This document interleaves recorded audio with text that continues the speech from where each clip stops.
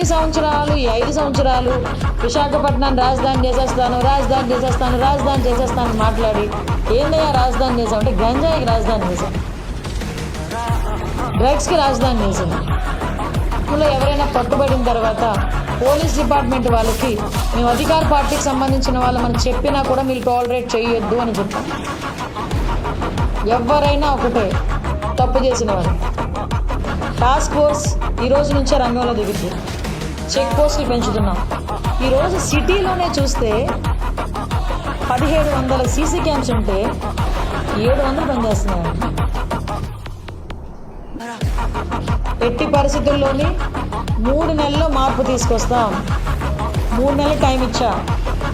3 నెలల్లో ఎట్టి పరిస్థితుల్లోని వైజాగ్లో గంజాయి అన్నది ట్రాన్స్పోర్టేషన్ కానీ గంజాయి విచ్చలవిడితనం కానీ మేము తగ్గిస్తాం. డెఫినెట్గా మార్చిపోతున్నాం. మహిళా పోలీసు యాజిటేజ్గా మహిళా పోలీస్ స్టేషన్ల కింద ఉంది. ఇష్యూ ఏంటంటే అమ్మ దిశ యాక్ట్ లేదు. ఆఖరికి అమెజాన్లో కూడా పెట్టుకొని అమ్మేసుకుంటున్నాడండి డ్రగ్స్ని. కర్రీ లీవ్స్ అని పేరు చెప్పుకొని అమ్మేసే పరిస్థితి కనిపిస్తూ ఉంది. నిజంగా ఇది మనం చాలా సీరియస్గా తీసుకోవాల్సిన ఇష్యూ.